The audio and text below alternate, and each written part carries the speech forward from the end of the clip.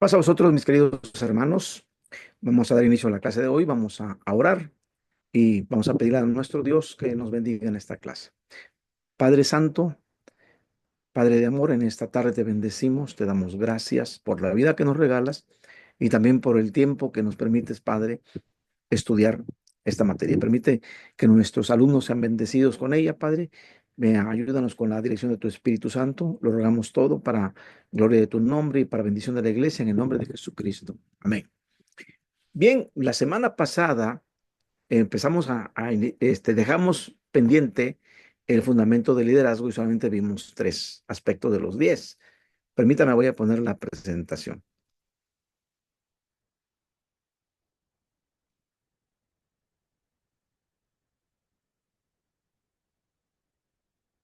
Muy bien, habíamos visto la semana pasada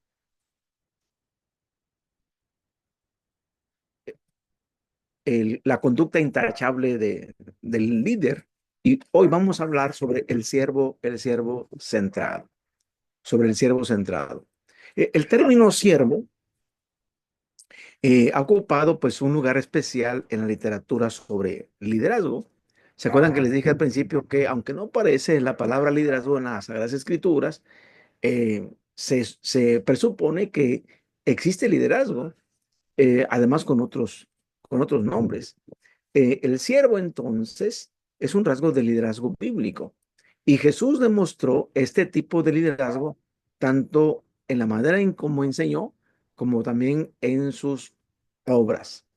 Jesús denunció el estilo de liderazgo mano de hierro, aquel que es autoritario, tiránico, como el estilo, como gobiernan los reyes a los gentiles. Dice que se enseñorean sobre los que tienen bajo su poder o bajo su autoridad. Según Mateo 20, 25 al 28 y Marcos 10, al verso 10, Marcos 10, verso 42. Así que Jesús enseñó que el que quería ser grande en el reino de Dios, entre sus seguidores, debería ser el siervo de todos. Y el apóstol Pablo va a describir la vida y el ministerio de Jesucristo en esta doxología que se encuentra en la carta a los Filipenses, capítulo 2, del 5 al 11, donde dice que siendo en forma de Dios, no tuvo por usurpación ser igual a Dios como cosa que aferrarse, sino que se anonadó a sí mismo y se hizo después de ser Dios se hizo hombre y en la calidad de hombre se hizo siervo y en aquel siervo se hizo como esclavo para muerte en la cruz. Es así, es decir, que desde la exaltación, el ministerio de Cristo se fue hasta la humillación. Y entonces el concepto de líder siervo está grabado tanto en la enseñanza como en la vida y el ministerio de Cristo Jesús. Es ciertamente un rasgo del líder de las Sagradas Escrituras, del líder bíblico. ¿Cómo debe el siervo líder poner en práctica estas características al sembrar iglesias?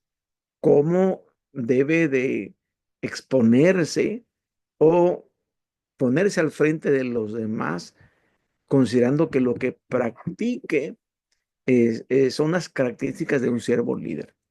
Primero, entonces, este siervo líder sirve por amor en lugar de hacerlo para promoverse, para hacerse notar a sí mismo. El siervo líder procura proteger, guiar, capacitar y aún sacrificarse por los que lo siguen. Es decir, tiene seguidores a los cuales cuida, protege, capacita y está pendiente de ellos. Segundo, aplica en su vida el concepto del siervo por medio de aceptar y poner en práctica las expresiones del líder siervo. Es decir, no solamente tiene todo lo teórico, sino que en la práctica aplica esto. Tercero, aplica el concepto del siervo en su vida por medio de guiar definida y agresivamente a la iglesia. Está completamente interesado por ser de bendición para la iglesia. Número 5, un contentamiento que libera. El líder desarrolla característica del contentamiento, estar contento con lo que Dios nos da, con lo que Dios nos provee. La vida y el ministerio de muchos hermanos de iglesias en potencia se perjudican por insatisfacción con su manera de vivir y la posición que ocupa. Es decir, que cuando, que cuando tú estás eh, eh, ya, ¿cómo te explico? Ya estás adaptado a una forma de vida en el sentido económico, en un estatus donde no sufres penurias, donde vives con demasiadas cosas. Entonces, cuando te conviertes en un sembrador de iglesia, esta situación te puede provocar una insatisfacción porque tú tienes una manera de vivir diferente a la que ahora tienes que enfrentar cuando te conviertes en hermano de iglesia. Y este problema da como resultado que se renuncie a la idea de sembrar iglesias o que dejen que su falta de paz limite su gozo y satisfacción. Porque en este tiempo de modernidad o de posmodernidad, de consumismo, de tener lo mejor, siempre lo mejor y estar comprando y adquiriendo y teniendo cosas y acumulando cosas, en el asunto de sembrar iglesias, te puede crear una insatisfacción porque cambia tu manera de vivir. El apóstol Pablo subrayó que el contentamiento es imprescindible en todos los líderes cristianos. Dice 1 Timoteo 6:6, grande ganancia es la piedad con contentamiento. Contentamiento, el importante ideal estoico, representa la cualidad de ser independiente de las circunstancias externas, o dicho de otra manera, ser dueño de la situación, adueñarse de la situación. Y Filipenses 4, 10, 11 lo expresa de esta manera el apóstol Pablo. Filipenses 4, verso 10 y verso 11. Dice así, en gran manera me gocé en el Señor de que ya al fin habéis revivido vuestro cuidado de mí, de lo cual también estabais solícitos, pero os faltaba la oportunidad. No lo digo porque tenga escasez, pues he aprendido a contentarme cualquiera que sea mi situación. Es decir, cuando hay abundancia, me adapto, cuando hay escasez, me adapto. Y Pablo expresa que lo ha aprendido, que ha aprendido a contentarse cual circunstancia sea. Él se ha convertido en dueño de esas circunstancias. No las circunstancias se adueñan de su vida. Compromiso encausado. El líder eficaz es aquel que está comprometido con la tarea y ese es su objetivo y no se desvía de esa tarea, de ese compromiso. Los desengaños, el desaliento, la oposición o las persecuciones no pueden disuadirlo de su cometido. Puede ser que estás tan comprometido, pero la gente que se acerca de repente dice, yo ya no quiero venir, yo ya no quiero seguir. Y por X, y a mí me ha pasado. Y entonces, yo digo, Señor, ¿qué está pasando? El que una o dos personas ya dejen de venir y te lo digan claramente, yo ya no vengo. Y ahora vengo porque, por esto, por lo otro. Es decir, como ustedes están en esta casa y mientras ustedes no tengan un templo, entonces yo cuando tengan un templo voy a ir. Y entonces uno debe de estar con un compromiso encauzado, sea cual sea el desengaño o sea cual sea el desaliento.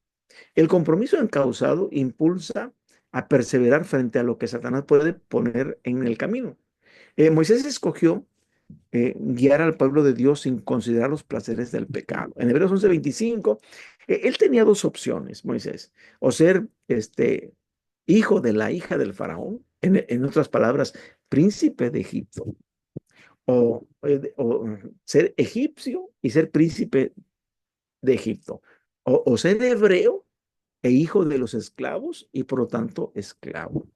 Y entonces él renuncia a la riqueza que ofrece Egipto, al poder, él renuncia al estatus y entonces él considera mejor guiar al pueblo de Dios que los placeres del pecado.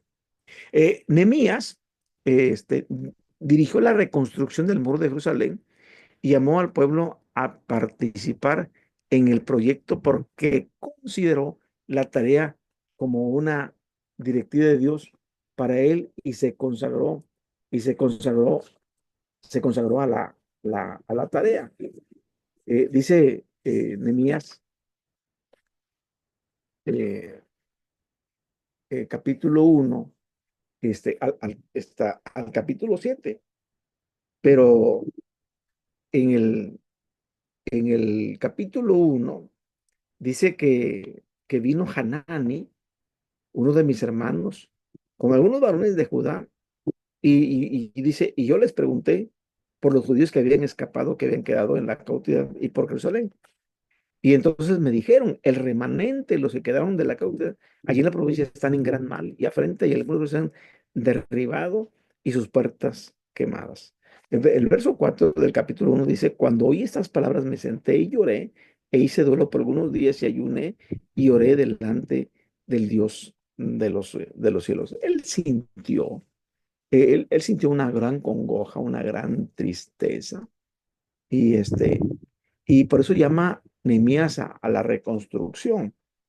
Eh, Cómo busca la manera de presentarse ante Artajerjes, el rey persa, y entonces en ese primer mes del año, que es el mes de Nisan, este, vino delante del rey, dice el capítulo 2 verso 1, tomé el vino y lo serví, y el rey, y como yo no había estado antes triste en su presencia, me dijo el rey, ¿por qué estás triste y tu rostro? Pues no estás enfermo, no es esto, sino quebranto de corazón. Entonces temí en gran manera, y dije al rey, para siempre viva el rey, ¿cómo no estará triste mi rostro cuando la ciudad, casa de los sepulcros de mis padres, está desierta y sus puertas consumidas? Y entonces él le dijo al rey, ¿qué cosa pides? Y entonces oré al Dios de los cielos y dije al rey, si le place al rey y tu siervo hallado gracia delante de ti, envíame a Judá. Y entonces hay un envío de parte del rey Artajerjes. Jesús se negó en el desierto a ceder ante las tentaciones de Satanás de que usara sus poderes para un beneficio propio personal. Sabía que estaba en 40 días de ayuno y le dice, di que estas piedras se conviertan en pan. Yo sé que tienen mucha hambre y tienes el poder. Si tienes el poder, haz que esto se convierta. Y Jesús le contesta, no solo de pan vivirá el hombre, sino de toda palabra que procede de la boca de Dios. Él conociendo la escritura, Satanás empieza a decir, escrito está y escrito está, y le hace tres tentaciones a Jesús. Y eso lo podemos ver en el Evangelio de Lucas, el capítulo 4 versículo uno al 13. Y miramos nosotros como Jesús es tentado en el desierto y en la segunda le dice en el verso 6, a ti te daré toda esta potestad y la gloria de ellos, hablando de los reinos, si postrado me adorares. Y entonces Jesús dijo, vete de aquí, Satanás, porque aquí está al Señor tu Dios adorarás y a Él solo servirás. Y la tercera dice que lo llevó al pináculo del templo, la parte más alta. Y si eres el hijo de Dios, échate de aquí abajo. Dice el Satanás, porque escrito está, sus ángeles mandarán cerca de ti que te guarden. Y Jesús le responde, dicho estás, no tentarás al Señor tu Dios. Entonces miramos nosotros que Jesús se negó a ceder a las tentaciones de Satanás para que usara sus poderes para un beneficio personal, porque estaba consagrado al plan de su Padre. Entonces, un compromiso encausado es aquel que aunque Satanás te vaya poniendo tropiezos, tú no pierdas de vista hacia dónde está consagrado tu compromiso, hacia dónde está tu tarea. y la orden en que nuestros cuerpos sean sacrificios vivos, santos y dedicados a Él, como dijo Pablo en los Romanos, capítulo 2 del 1 al 3, constituye el fundamento del compromiso que se quiere para empezar y completar la siembra. Porque podemos iniciar y podemos abandonar la tarea. Y se trata entonces de tener un compromiso encausado. Pureza positiva. Pocas cualidades contribuyen, estamos en el punto número 7, son 10, contribuyen más a la vida y obra del líder que la virtud de la pureza positiva. El líder entonces es aquel que mantiene su intimidad con Dios, el que se asegura de caminar con Dios, y para caminar con Dios, dice el salmista en el Salmo 24, 3 al 5, debe de ofrecer manos limpias y un corazón puro. Es decir, que como Jesús dijo en el Sermón del Monte, allá en Mateo 5, 8, solo el limpio de corazón puede ver continuamente a Dios. Entonces, la pureza positiva es aquella que se abstiene de pensar mal, pensamientos pecaminosos, actuar de manera inmoral, este, estar corrompido o tener motivaciones que te degraden. La pureza positiva es más que simplemente no hacer lo malo. Esta virtud incluye pensamientos, acciones, motivaciones incontaminadas. Es decir, cómo implica la parte de integridad. Solo la pureza positiva procura un poder penetrante. La pureza en la vida del sembrador de iglesias le da belleza y dignidad a su ministerio. Cuando no hay manera de que a uno lo señalen, a uno lo expongan, porque no lleva una vida correcta, una vida digna, entonces eh, sembramos iglesias bajo dignificando nuestro ministerio y dignificando al Dios de la iglesia. Como la flor hermosa puede brindar su color y aroma, aún en un ambiente que puede ser repugnante. La vida pura del líder cristiano puede llevar a la transformación de sus semejantes y su comunidad. Es las mismas personas van a interesarse en seguir nuestros pasos, en seguir nuestro liderazgo por la manera con que nuestra vida vive delante de Dios. Es decir, la pureza positiva sigue siendo un imperativo para el líder eficaz. Si queremos un liderazgo eficaz, entonces debemos de llevar vidas santas, vidas que agraden a Dios. Madurez humilde. El líder tiene que demostrar la cualidad de madurez en su toma de decisiones y también en sus actos. Pablo listó como dos de los requisitos esenciales del liderazgo es el carácter cristiano maduro.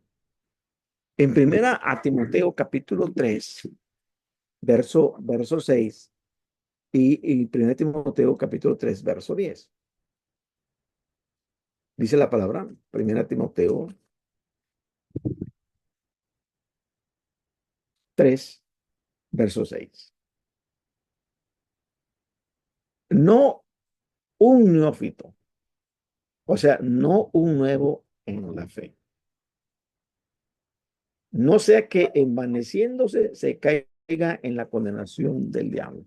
No una persona que acaba de bautizarse y que no tiene una madurez cristiana. Es decir, alguien que quiere ser líder tiene que ya haber pasado tiempo con el Señor, haber estado con el Señor y haber crecido de manera espiritual. Verso 10.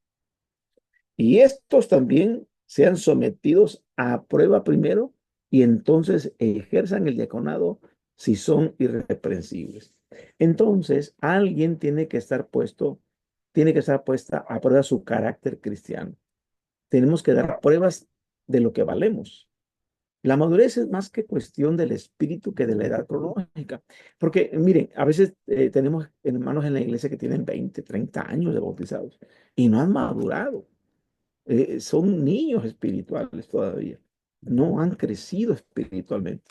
Y hay hermanos que tienen 1, 2, 3 años en la iglesia y los vemos cómo maduran, cómo han crecido de manera espiritual. Hay crecimiento, son fuertes en las pruebas y no los mueve nada.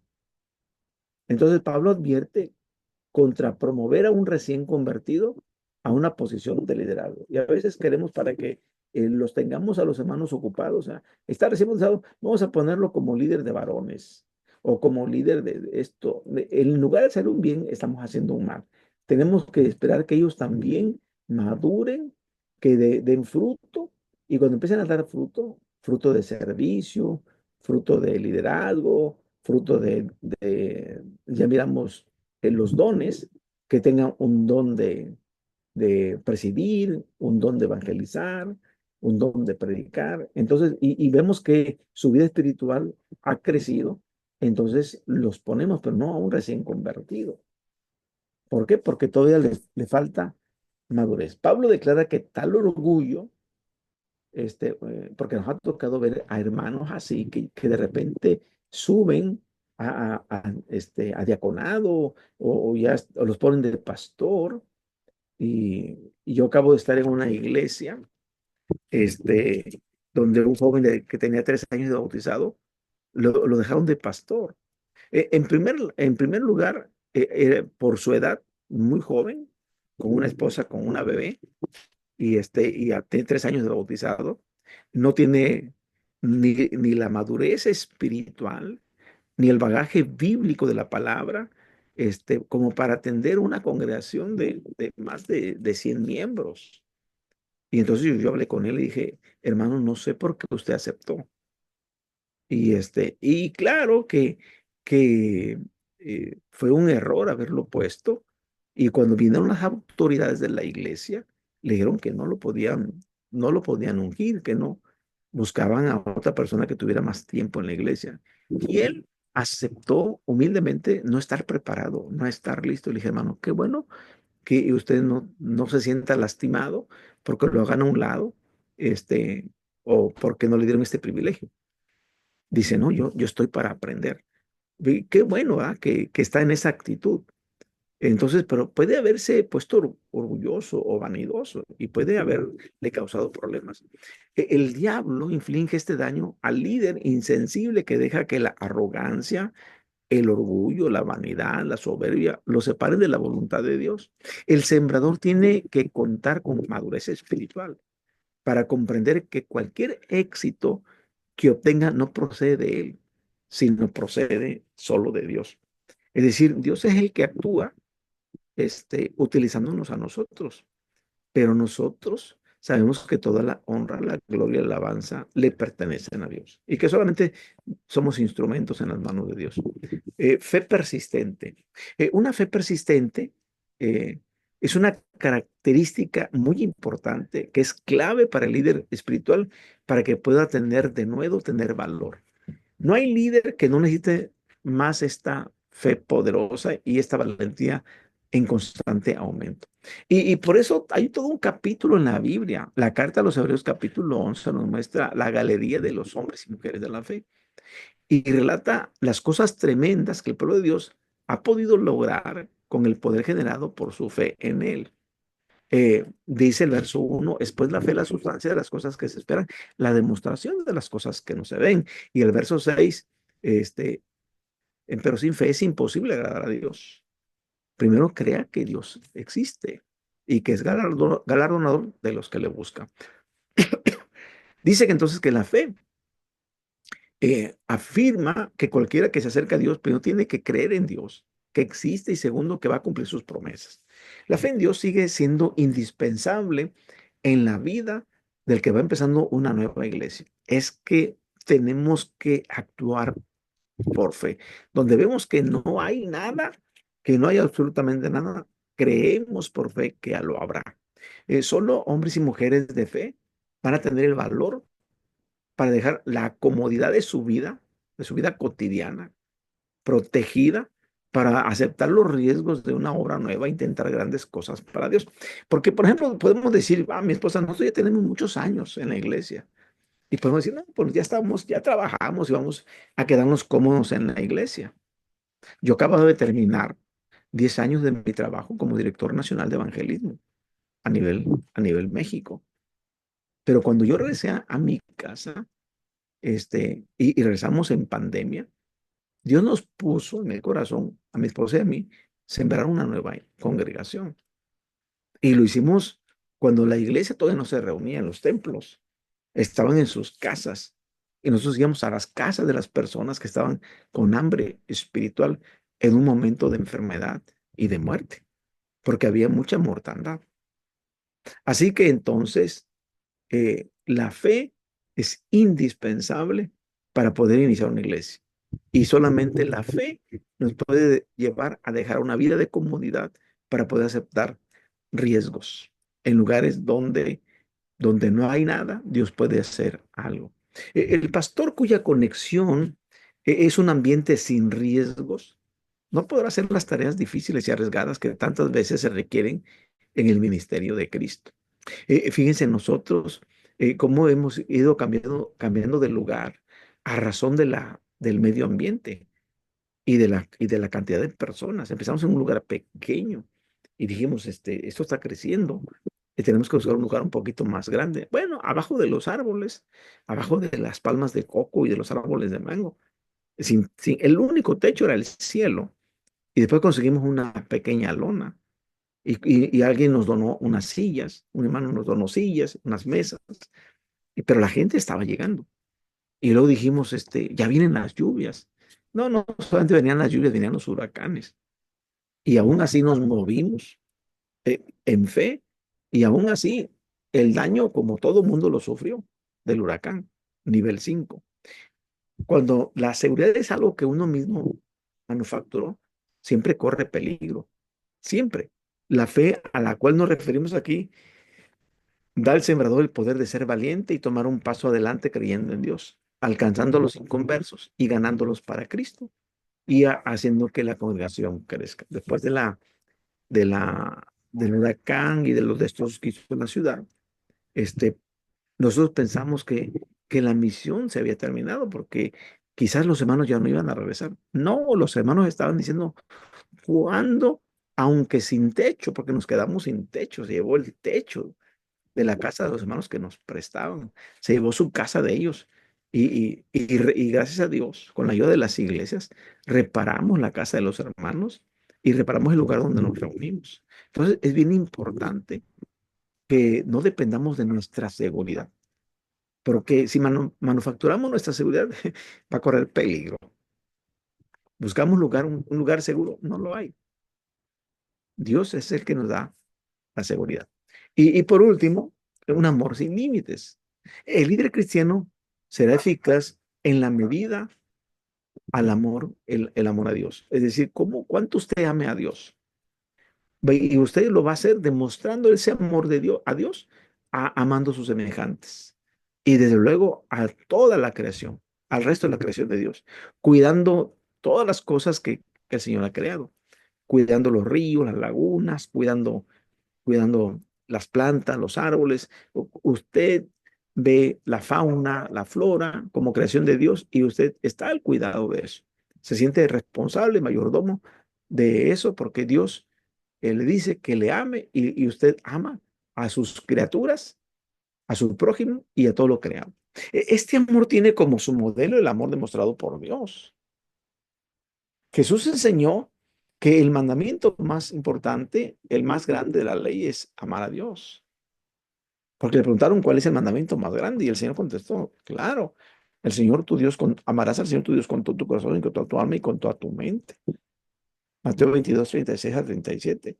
Y continuó que con esa enseñanza afirmando que el segundo mandamiento que le sigue es semejante, amarás a tu prójimo como a ti mismo. Y en estos dos mandamientos de amarás a Dios y amarás al prójimo, resume toda la ley. Los 10 mandamientos están resumidos ahí. Tenemos la capacidad entonces de amar porque Dios nos amó primero y nos llama a amar a nuestros semejantes como Él.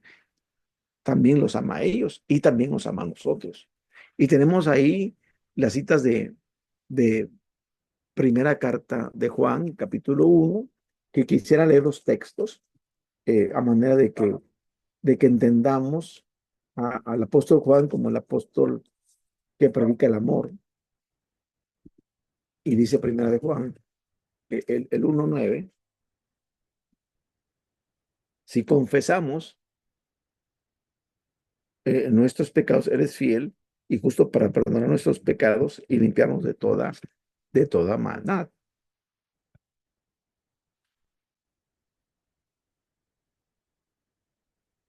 Y miramos nosotros como en el capítulo 3 verso, verso 11, porque ese es el mensaje que habéis oído desde el principio, que nos amemos unos, unos a otros, que nos amemos unos a otros.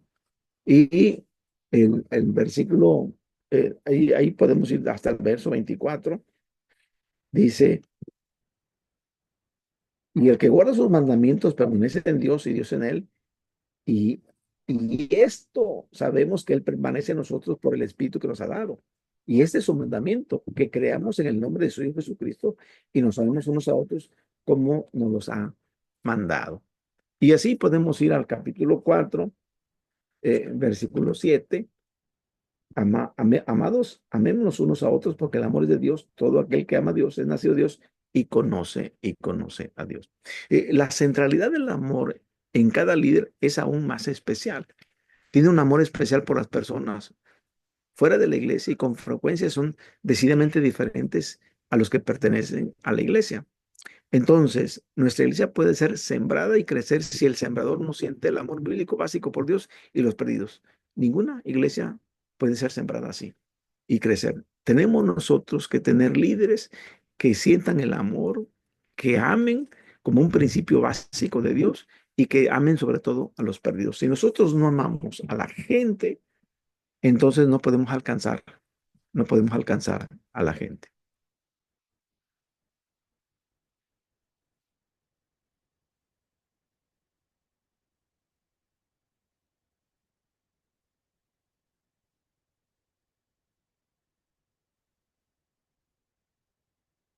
Muy bien, hasta aquí hemos visto el fundamento del liderazgo.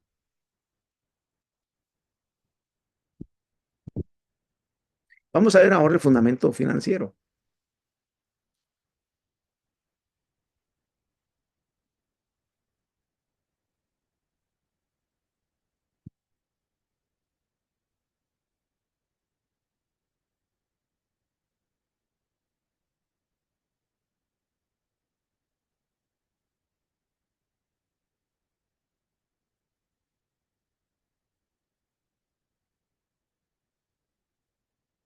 Muy bien, vamos a hablar del fundamento financiero. Espero que ahí se alcance a ver la imagen. Eh, la dimensión financiera en la obra de empezar iglesias es muy importante.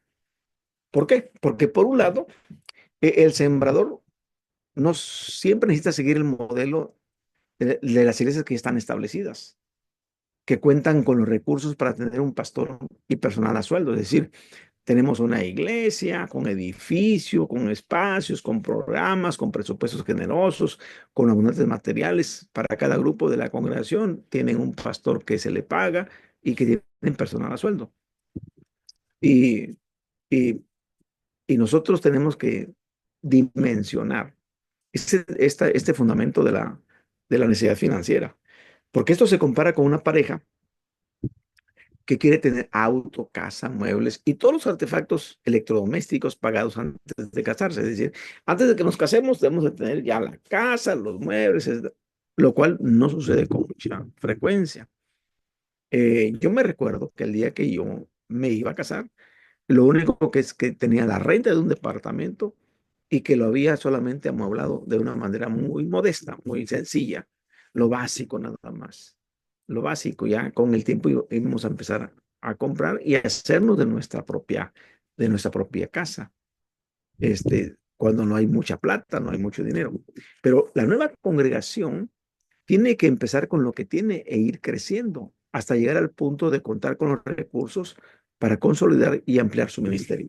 Por ejemplo, en el grupo estamos ya recogiendo ofrendas. Todavía no establecemos el diezmo, pero estamos recogiendo ofrendas y los hermanos ofrendan en cada culto. pero saben que ocupamos todo esto para irnos autofinanciando para las actividades que tenemos en las reuniones en la iglesia. Y por otro lado, el sembrador necesita saber cómo conseguir los recursos que se necesitan para que la congregación tenga el mejor comienzo posible y para guiarla a lograr su máxima potencialidad. Cuando nosotros iniciamos, pedimos prestadas unas sillas. Al final, como pedimos poquitas, pedimos prestadas 10 sillas. Entonces le dijimos al que nos las prestó, oye, ¿te sirven? Es decir, ¿las necesitas o no las puedes vender? Dice, no, se las vendo a tal precio. Ah, se la pagamos. Pero después nos dieron dinero alguien nos aportó dinero para comprar sillas nuevas y compramos otras 20 sillas nuevas. Ya tenemos allí. Las sillas viejitas, pues con el tiempo se fueron desgastando y, este, y compramos sillas nuevas. Este, eh, un hermano donó una bocina, para que tuviéramos audio. Y el otro hermano donó un equipo con micrófonos inalámbricos, que para lo que ocupamos nosotros es bastante suficiente, y se nos donó un teclado, un piano, un teclado, y tenemos solamente un músico. Pero bendito Dios que lo que tenemos son recursos que hemos ido adquiriendo no de la noche a la mañana, sino ha ido poco a poco. Esto es bien importante enfatizar. Respaldo financiero para el sembrador de iglesias. El primer desafío que enfrenta el sembrador de iglesias es encontrar financiamiento, o sea, alguien que pueda apoyarle.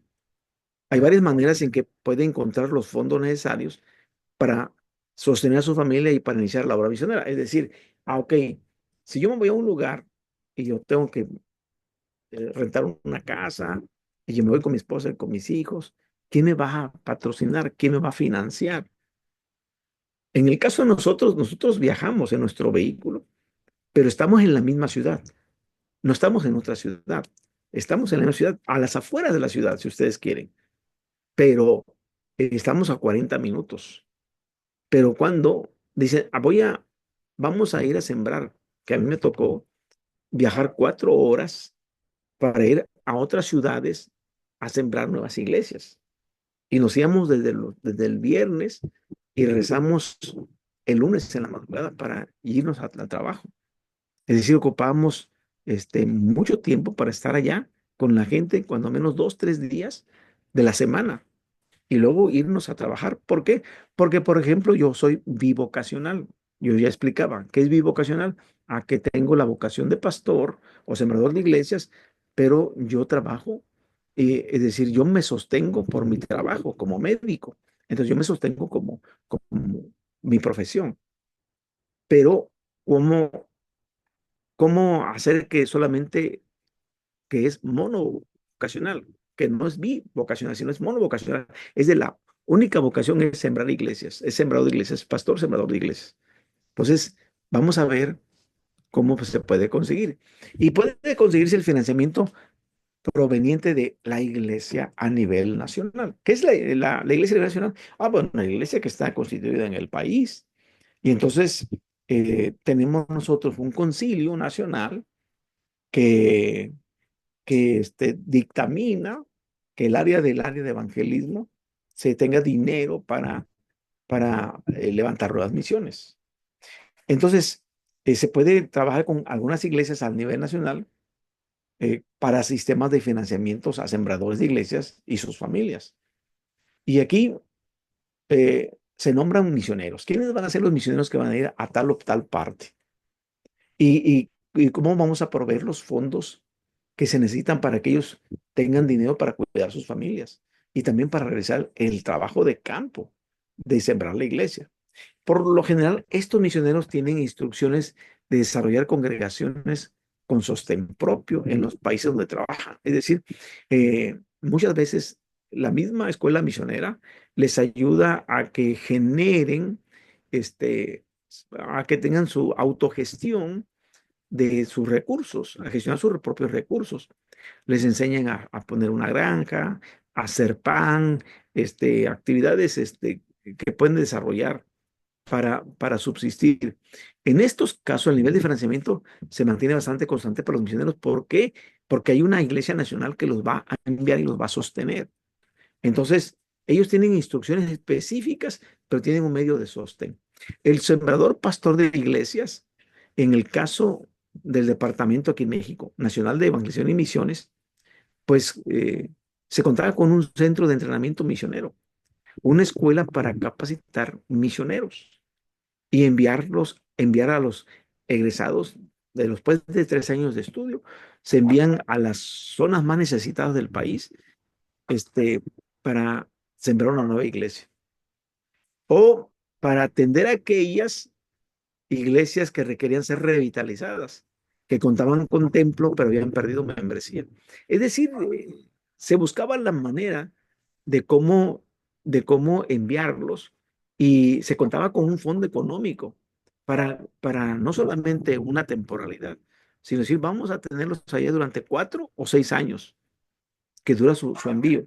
¿Por qué? Porque entendemos nosotros que si tú plantas un árbol, tú no vas a tener frutos luego al siguiente año.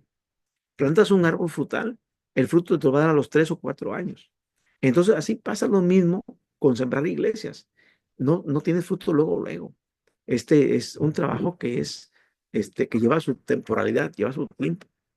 Entonces, se capacitan a estos misioneros y se les envía, ya que egresan. Y hay fondos económicos para mantenerlos durante 4 o 6 años.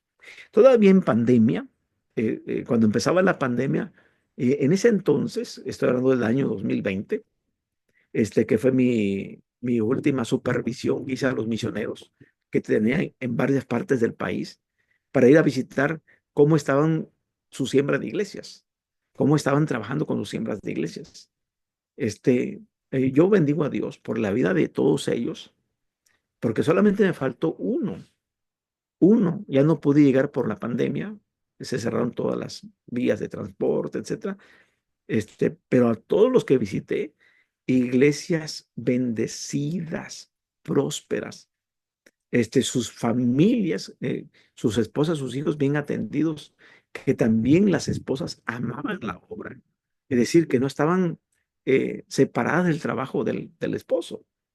Yo encontré un misionero que su esposa hacía corte de pelo y todo eso, entonces generaba un poquito de entrada económica también, pero a su esposo se le daba economía, seguridad social, atención médica. Tenían su sueldo seguro, su dinero les llegaba. Aun cuando estuvieran en pandemia, su economía estaba ahí. ¿Por qué? Porque ellos estaban entregados de tiempo completo a esta labor. Sembrador de iglesias centrales. Bajo este programa, se espera que el sembrador de iglesias vaya a una zona nueva, empiece una iglesia, la desarrolle y luego la utilice para empezar otras iglesias en la zona. Ese tipo de programa puede proveer fondos al sembrador de iglesias como si fuera un sembrador pastor de iglesias. Es decir, el nivel de fondos disminuye a medida que la congregación asume más de las responsabilidades, pero del departamento de misiones provee más fondos para que el sembrador de iglesias comience más congregaciones. Se espera que este sembrador empiece una iglesia, luego la desarrolle, la tenga hasta cierto nivel y se la pase a un pastor y luego vaya a otra parte para empezar una nueva iglesia. Ese tipo funciona en sembradores que tienen dones excelentes, dones extraordinarios para empezar iglesias, pero que no las pueden desarrollar, ya que están limitados en esa parte de desarrollarlas. Y llega al punto en que necesita que alguien se encargue de desarrollar esas iglesias que él empezó y puedan brindarle el mantenimiento que la iglesia requiere y el alimento espiritual permanente que la iglesia requiere y él se pueda mover a sembrar otra nueva iglesia. Sembrador estratega. El sembrador estratega para sembrar iglesias es una persona con bastante experiencia y trabaja con alguna entidad, ya sea de distrito, de un departamento del país o a nivel nacional, para descubrir los lugares que necesitan nuevas congregaciones. Alista a los que serán cargo de empezar la obra nueva, los capacita, los supervisa y les provee los sistemas de financiamiento que se necesitan para que las iglesias sigan adelante. Él solamente es un estratega, Es un sembrador estratega. Él no va a hacer la obra, él va a buscar quién la va a hacer, pero él le va a proveer los recursos, él va a trabajar, él va a buscar el lugar, va a buscar todos los apoyos de financiamiento que necesiten para que las iglesias sigan adelante. Y a nivel internacional, misioneros y coordinadores regionales actúan como estrategas para sembrar iglesias. El financiamiento de estos tipos de obreros se mantiene en un nivel constante y se espera que desarrollen iglesias con sostén propio. Es decir, si por ejemplo a nivel internacional la Iglesia de Dios Séptimo Día tiene un proyecto que se llama Cristo Viene, donde algunos países aportan economía para que se envíen misioneros, pero estos misioneros se les tiene que supervisar. A mí, por ejemplo, me tocó en una ocasión ir a supervisar el trabajo misionero en el país de Cuba, para ver cómo estaban trabajando los misioneros, para ver qué resultados se tenía, por qué se le estaba dando aporte económico. Y entonces yo llegué y yo hice mi bitácora de trabajo día por día, la supervisión, la zona, las regiones, la situación que vive el país, todo, todo, todo. Y hice el reporte. Entonces, pero está uno solamente, eh, no como un sembrador estratega, sino solamente de manera de envío de supervisión, pero también como alguien que dice: "Ah, sigan aportando, sigan ayudando porque están trabajando así, así, así, así". Entonces, es el estratega el que dice: están en buen lugar, no hay necesidad de moverlos, hay que proveerles economía, hay que apoyarles con esto. Entonces, yo les envié material, buscamos la manera de que les llegara el material, las cosas que necesitaban para seguir con el trabajo de la iglesia. Financiamiento proveniente de la iglesia madre. Muchos sembradores de iglesias obtienen su financiamiento de su iglesia madre. Por lo general se trata de una iglesia que tiene visión de formar nuevas iglesias y tiene un dinero en reserva para esas nuevas congregaciones. Ya lo tiene planificado. La iglesia madre puede tener en su plan de reducción de fondos que permita al sembrador de iglesias contar con los recursos que se necesiten al comienzo y a la vez animar a la nueva congregación a hacerse cargo de sus finanzas a medida que va creciendo. Es decir, la va desarrollando, pero va poniendo al principio una gran cantidad de dinero y va a llegar el momento en que dice: bueno, ya la iglesia, que ya está creciendo, va a tener sus propios recursos, y es ahí como que la iglesia va haciendo reducción de fondos diciendo: ya, yo te daba el 100%, ahora te voy dando el 70% y luego te voy dando el 50%. Hasta el momento en que ya no te dé nada, porque tú ya sola te puedes financiar. Ya tú ya puedes trabajar y contar con los recursos que tú misma te va dando en tu propio crecimiento. En algunos casos, como en el estilo grupo de trabajo y estilo de colonización, se puede formar un grupo núcleo de la iglesia madre, es decir, un equipo de trabajo para empezar una nueva congregación. Este grupo núcleo pues tiene el sembrador, director de alabanza, predicadores, maestros de niños, o sea, un equipo de trabajo que les ayude en puestos de liderazgos, y también que también este equipo núcleo colabore contribuyendo de manera monetaria por medio de sus diezmos y de sus ofrendas. O sea, ustedes y toda su familia van a apoyar como núcleo, grupo, a esta nueva iglesia, y van a aportar ya no van a dedicar su dinero, sus diezmos y sus ofrendas en esta iglesia, sino lo van a hacer en la iglesia donde se está sembrando. Sembrador de iglesias bivocacional. Cuando no se cuenta con recursos de afuera, o cuando el sembrador de iglesia siente que su llamado es para un tiempo dado, puede optar por sostenerse por medio de un empleo secular mientras empieza una iglesia. Este método tiene algunas ventajas y desventajas, algunas limitaciones, debido a que no está al 100% dedicado su tiempo a la nueva congregación, sino tiene que trabajar para conseguir para la comida, para el vestido, para el calzado, para el pago de la renta, etcétera. Entonces, pero es un sembrador bivocacional. ¿Cuáles son las ventajas? El sembrador de iglesias puede ir a donde siente que el Señor le guía sin verse atado por las limitaciones económicas de su iglesia. Bueno, es que yo tengo el oficio de plomero, carpintero, etcétera, o soy maestro, o soy médico, y entonces yo me puedo ir, me puedo mover, puedo poner mi consultorio, puedo poner mi taller, etcétera. Y entonces no, no estoy limitado porque la iglesia me envíe, ¿no? Segundo, con frecuencia el empleo secular del sembrador le brinda la oportunidad de conocer a mucha gente en la comunidad y cultivar su amistad. Por ejemplo, si un sembrador de iglesias trabaja como maestro de escuela o es médico, este, entonces tiene contacto con muchas personas todos los días y las puede estar invitando a la nueva congregación y, y se puede organizar de esta manera. En algunas áreas es una decidida ventaja que el sembrador de iglesias se identifique con la comunidad por medio de tener un empleo con ella. Es decir, si es alguien que se maneja en la comunidad y es querido por la comunidad por su trabajo, eh, siempre un maestro, un médico, como una persona muy clave en la que las personas acuden, no necesariamente puede ser un buen carpintero, un buen plomero, un buen electricista, que la comunidad lo requiere y lo aprecia porque hace buenos trabajos y cobra de manera adecuada, de tal manera que la gente lo empieza a promocionar.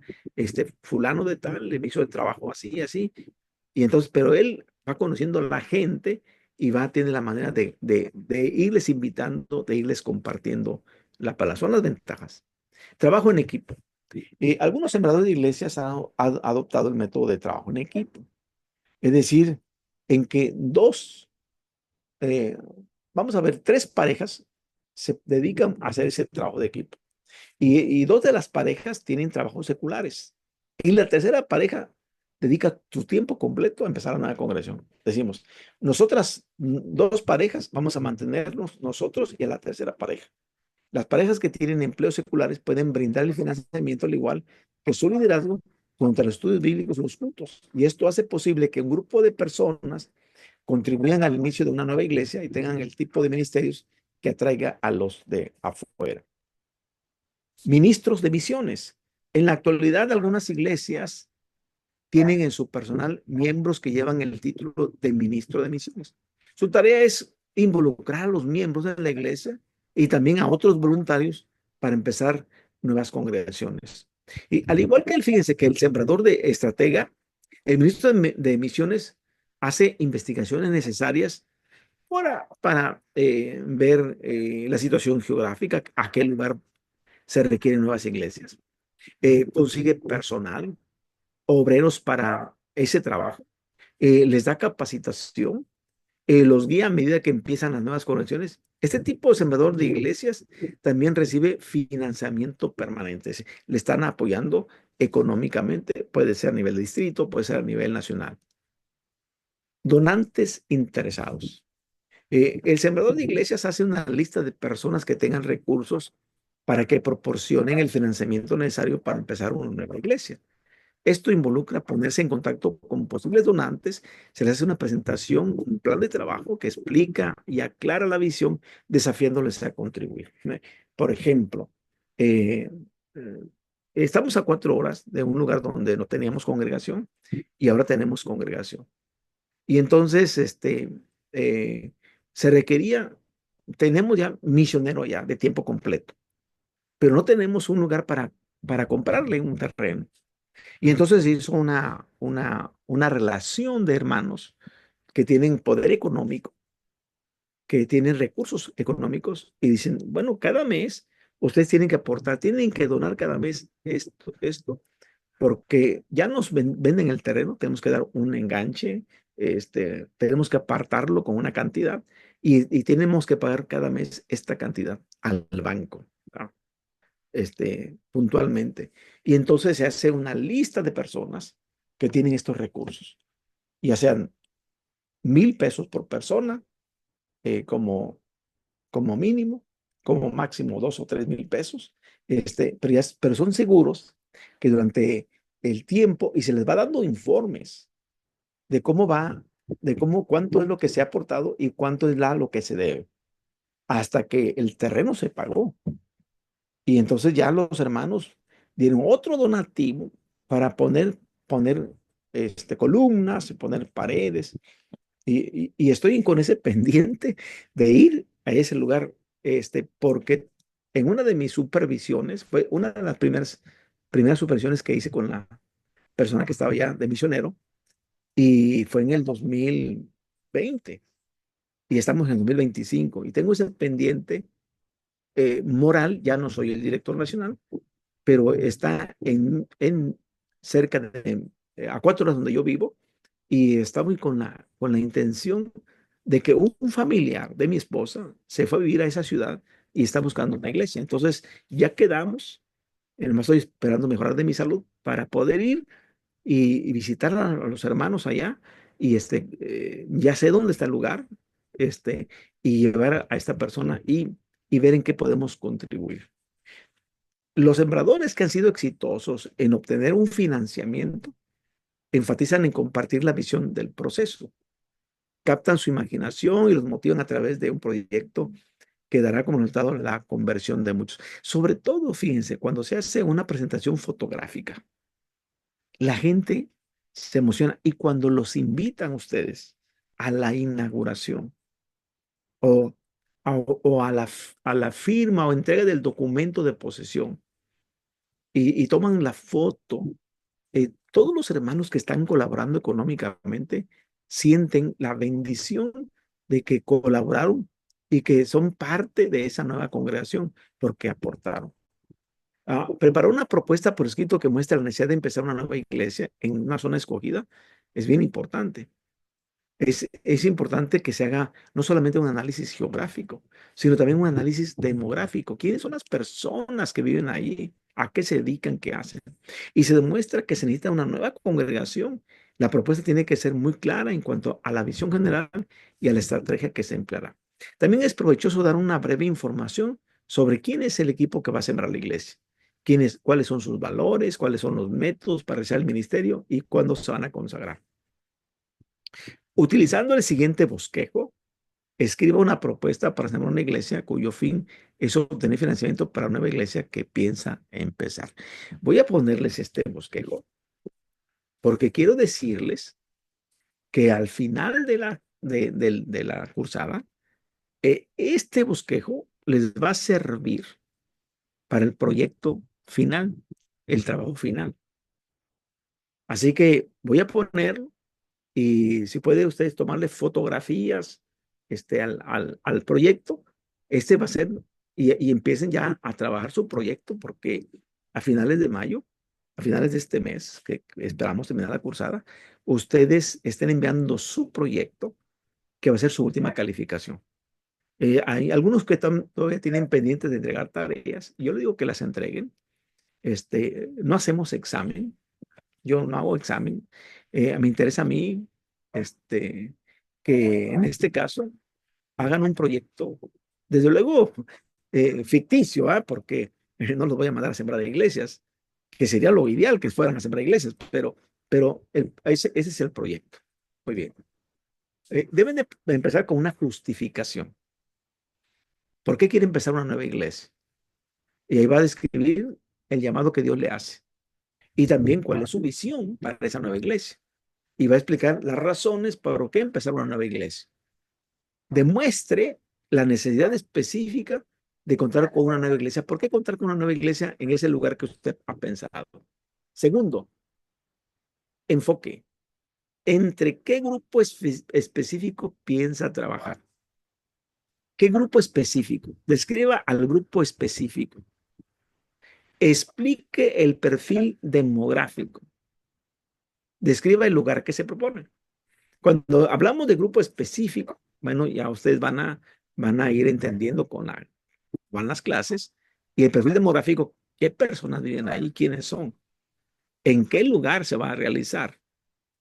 Tercero, ¿qué tipo de iglesia piensa sembrar? Estrategia. ¿Qué tipo de iglesia piensa sembrar? Comunique su visión, explique sus valores básicos, describa el estilo a usar para sembrar la iglesia. ¿Qué tipo de los 4 estilos que vimos, cuál va a usar? Explique los planes para empezar con un grupo núcleo. Describa las metas del ministerio de su iglesia. Y número 4, el personal. ¿Quiénes le van a ayudar a empezar la iglesia? Con nombre y apellido. Describa el equipo que propone para el lanzamiento.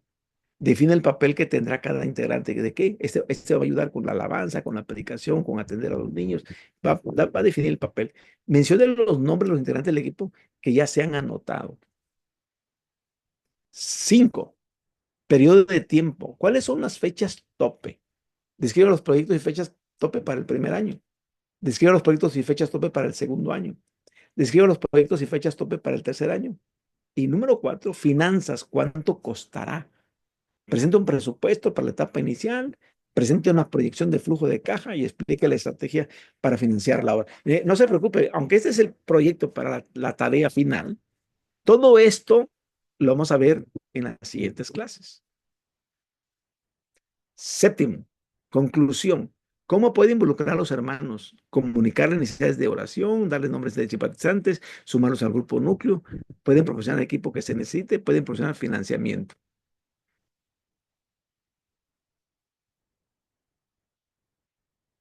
Muy bien. ¿Hasta aquí alguna pregunta? Hemos visto todos los fundamentos y hoy terminamos con el fundamento del liderazgo y el fundamento del financiamiento o financiero.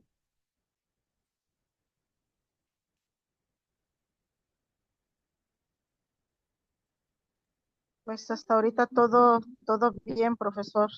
Aquí Bueno, está al santo capturando de información, ¿verdad? la información, así es, Pero ¿cómo pero vamos? ¿No? muy, pero muy hermoso todo lo que se está aprendiendo. Hay cosas que ignoraba yo, como se va todo poniendo por orden, hay cosas que yo ignoraba Muy en bien. cuanto Sí, diga. a plantación de iglesias. Es algo, aquí, a mí me apasiona mucho, porque yo recibí el llamado de Dios para eso y, y aunque yo empecé como pastor, yo nunca me imaginé que me fuera a convertir en alguien con ese llamado. Entonces, en la práctica, cuando uno no tiene la instrucción y la capacitación, comete muchísimos errores. Va uno aprendiendo en el camino, pero las clases, estas nos sirven para abrirnos el panorama y ver que hay muchas maneras de cómo iniciar una nueva congregación.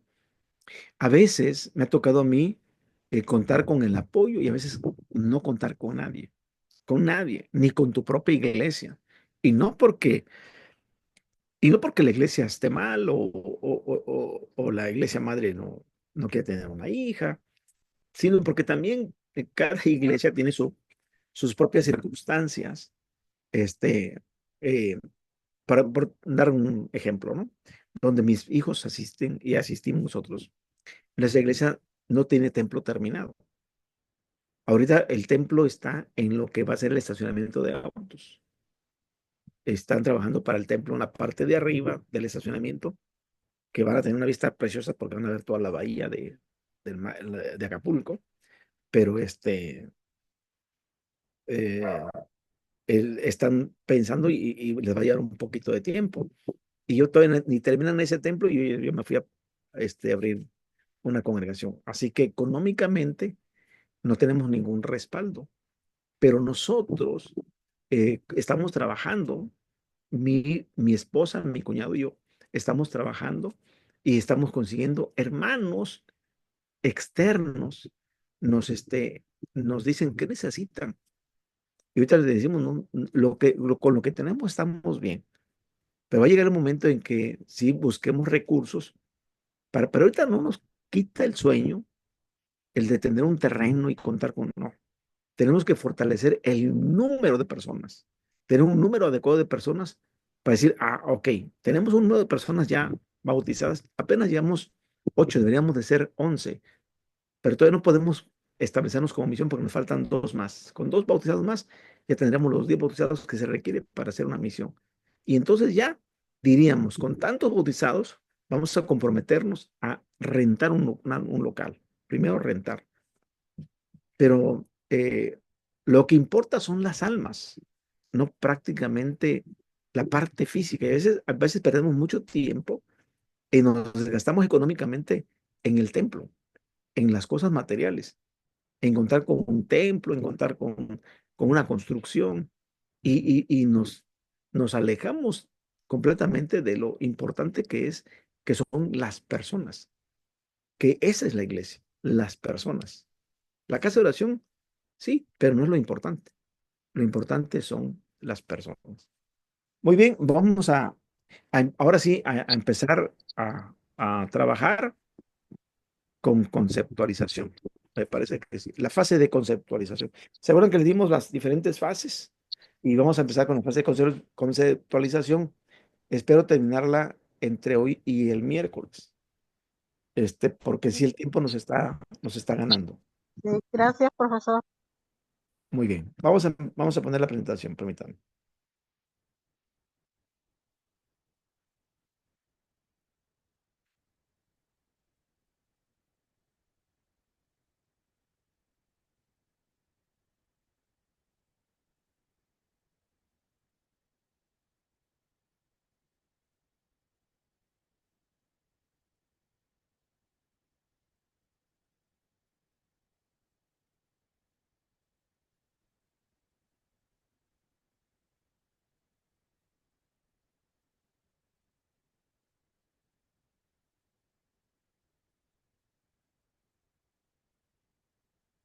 Eh, Fase de conceptualización.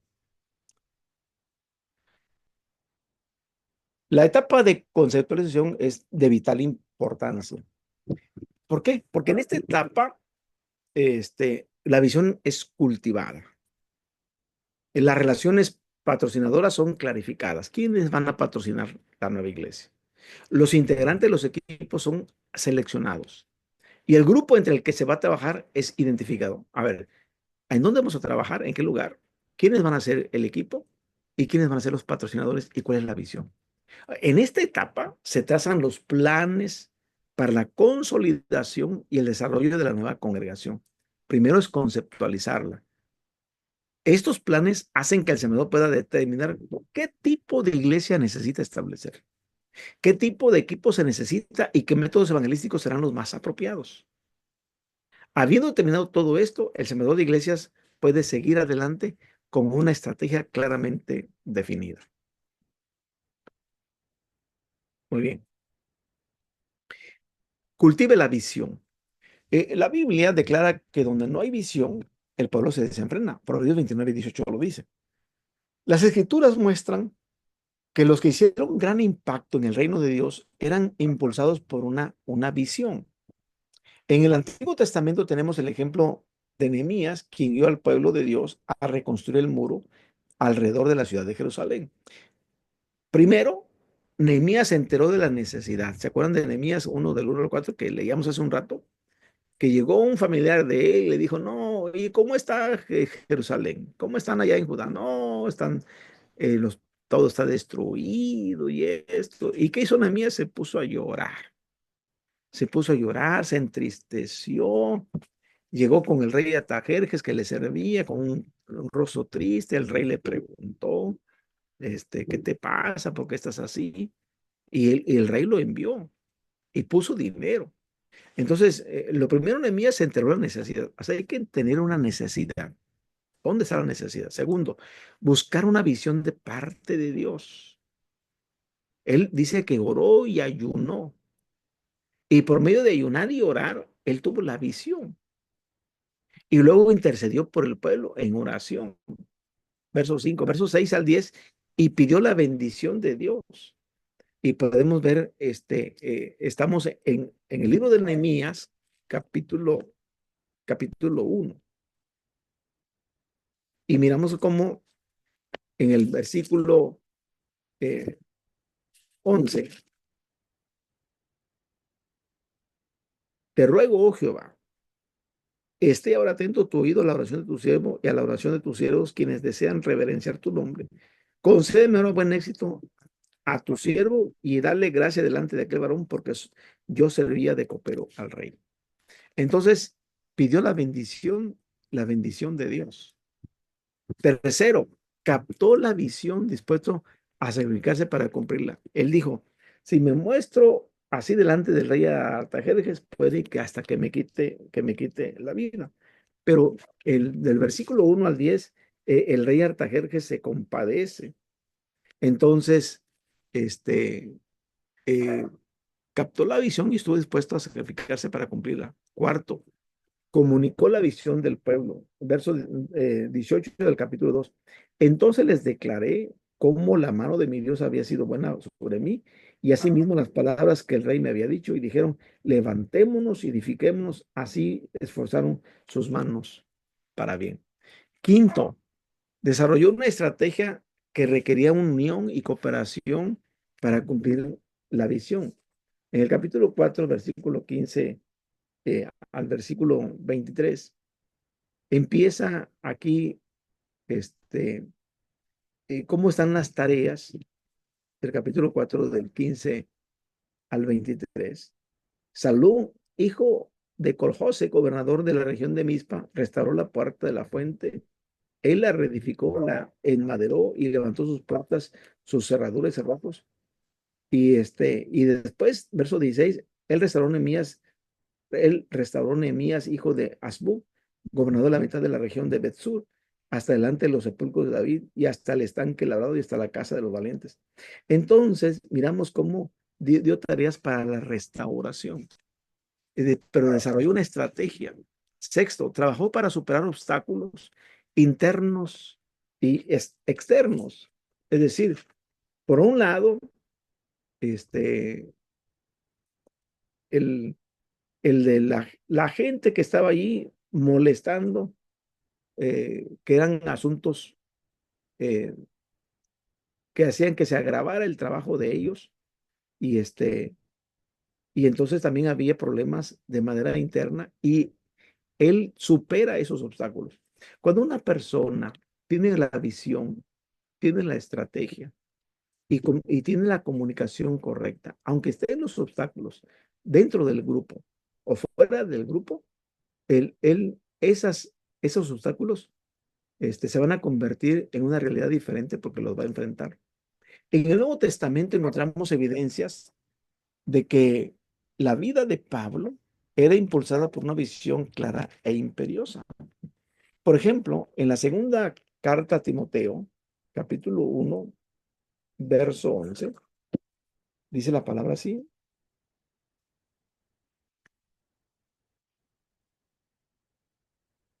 Segunda carta a Timoteo, capítulo 1, verso 11.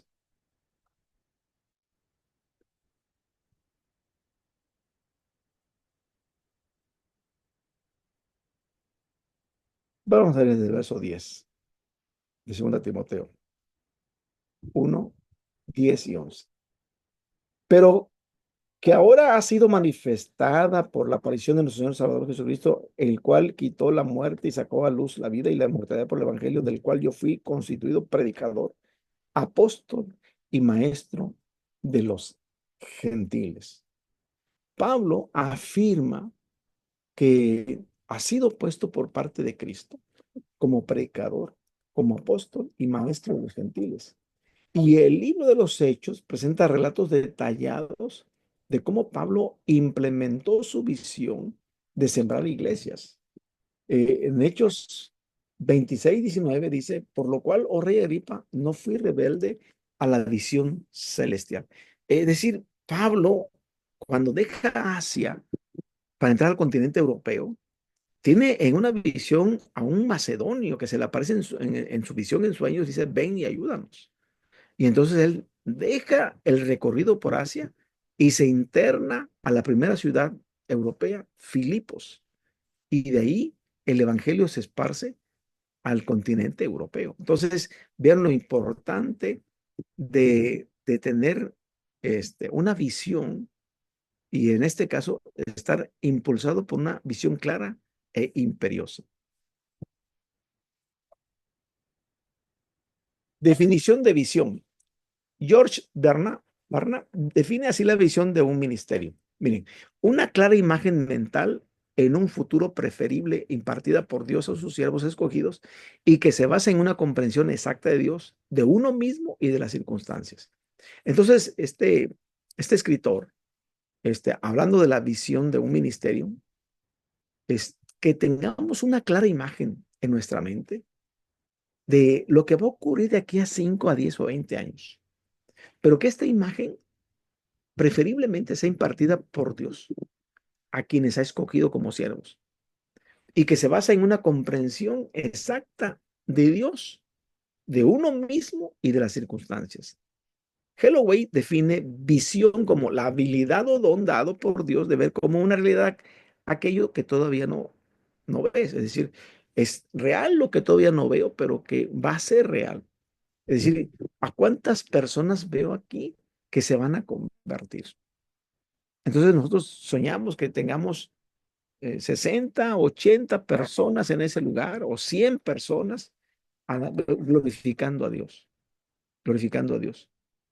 Y entonces tenemos la compra de sillas, no de poquitas. Compramos muchas sillas pensando que esos lugares van a ser llenados, pero tiene que ser por el trabajo. Nuestra tarea ahora, con esos hermanos que ya son bautizaron, los tenemos que desarrollar para que ellos empiecen a compartir el evangelio y no nomás sea mi esposa y yo y mi cuñado, sino que también ellos tengan la habilidad de parte de Dios para aquello que vean que sus familiares y que sus amigos y sus conocidos también vengan a nuestro Dios. Importancia de tener una visión. Suceden varias cosas importantes cuando se tiene una visión clara dada por Dios. La primera, la visión brinda un claro sentido de dirección, hacia dónde vamos, hacia dónde nos dirigimos. Una visión clara lo va a mantener bien encarrilado, no se va a salir de ese lugar, tiene su objetivo bien claro. La segunda, una visión clara puede ayudar a formar un equipo de colaboradores apropiados para llegar a ese objetivo. Un equipo que implemente la visión con energía, consagración y entusiasmo. Tercero, una visión clara promueve la unidad. Cuando el sembrador de iglesias y el equipo comparten una misma visión, tienen un concepto claro de unidad que contribuye a su cumplimiento. Saben que toda la gente que está llegando comparten la misma visión que el sembrador de iglesias. Tienen la misma idea.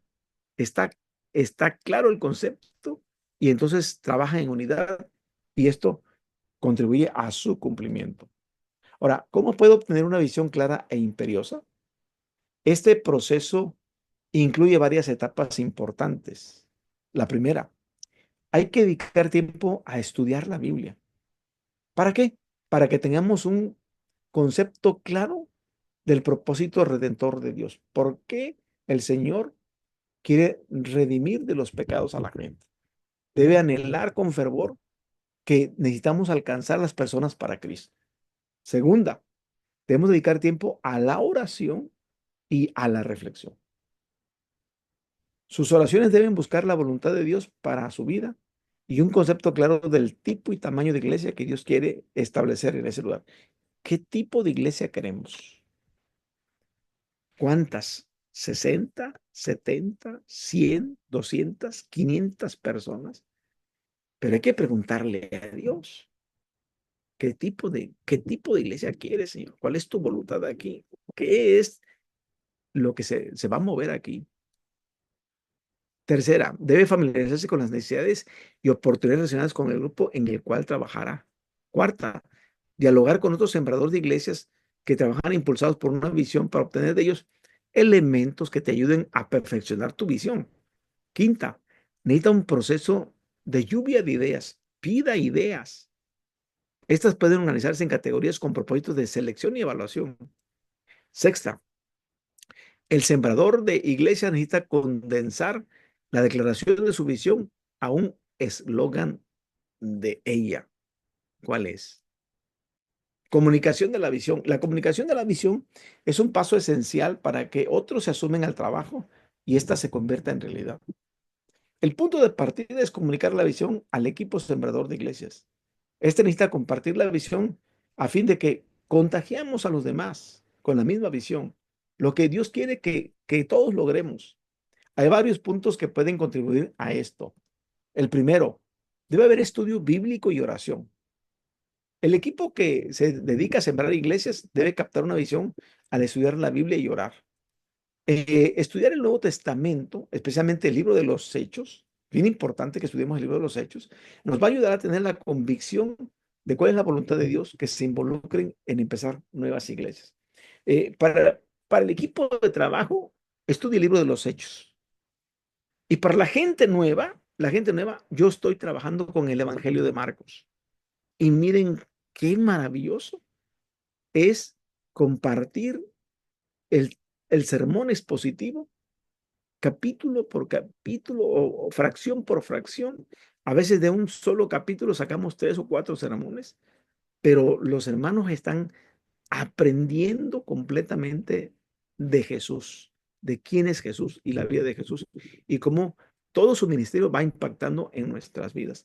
Pero el equipo de trabajo, que es el equipo que siempre le dice, con ellos hay que estudiar el libro de los Hechos. Segundo, visitar la comunidad donde se proyecta a trabajar. Hay que estar en la comunidad, conocer el mercado, conocer las tiendas, conocer las escuelas, conocer los lugares. Captar la visión por medio de actividades que les ayuden a conocer las necesidades de esa comunidad. La iglesia que ha establecido grupos familiares tiene contacto con personas en necesidad. Cuando vemos los niños que juegan en la calle, adultos sentados frente a sus viviendas, que sin hacer nada o tomando mate, a vecinos peleando, o hombres intoxicados por el alcohol, o jóvenes usando drogas. Nosotros ya regresamos con una nueva visión de lo que su iglesia debería estar haciendo para alcanzar a toda esa gente con el evangelio.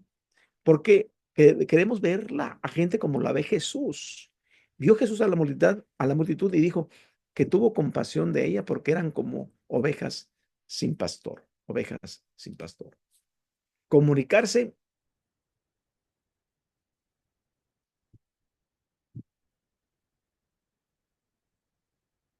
comunicarse con los miembros de la iglesia, el Salvador necesita comunicar a miembros de la iglesia. Hay varias cosas que ayudan a lograrlo. Primero, el sembrador tiene que vivir la visión. Hay que vivir la visión.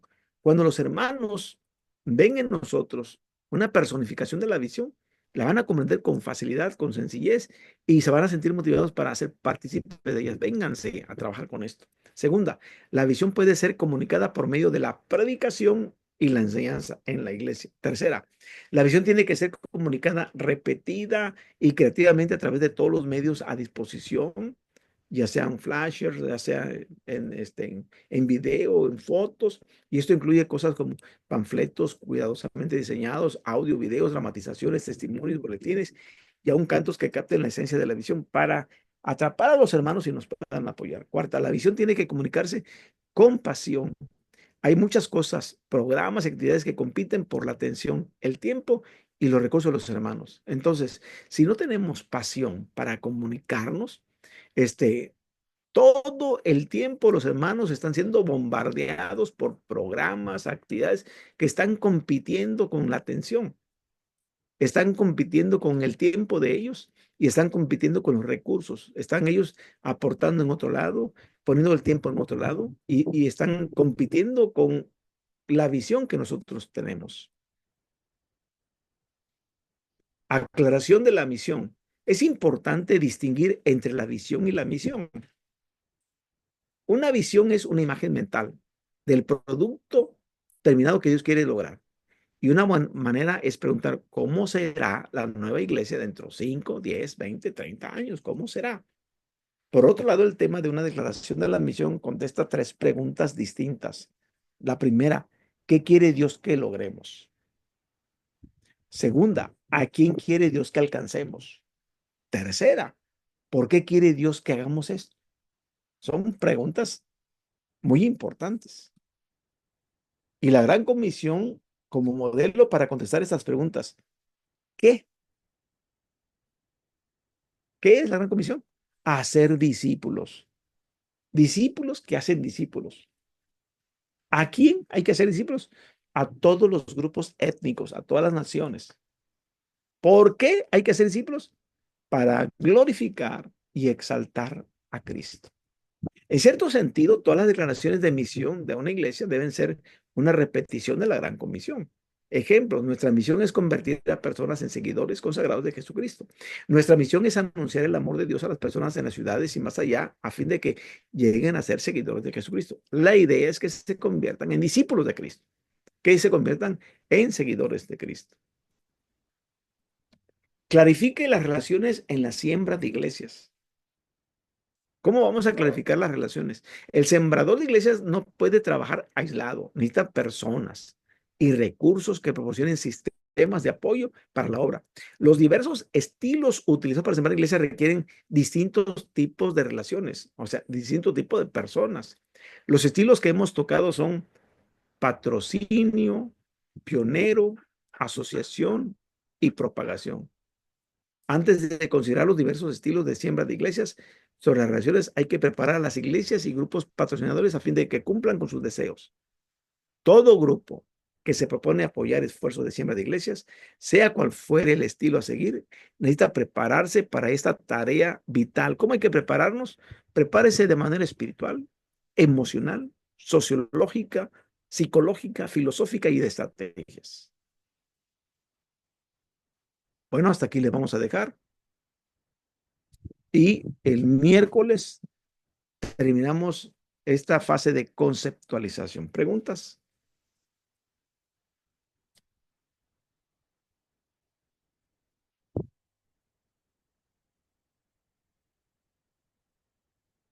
Vamos bien, profesor. Muy bien. Vamos a orar para clausurar. Amantísimo Dios y Padre, te damos gracias por este tiempo de clase. Bendice a nuestros alumnos a la distancia, que estas clases sean de bendición para sus vidas y sus iglesias. Te damos gracias por todo en el nombre de Jesús. Amén. Amén. Gracias. Nos vemos el miércoles, primero Dios. Primero Dios. Gracias, profesor. Pasa vos. Pasa vos.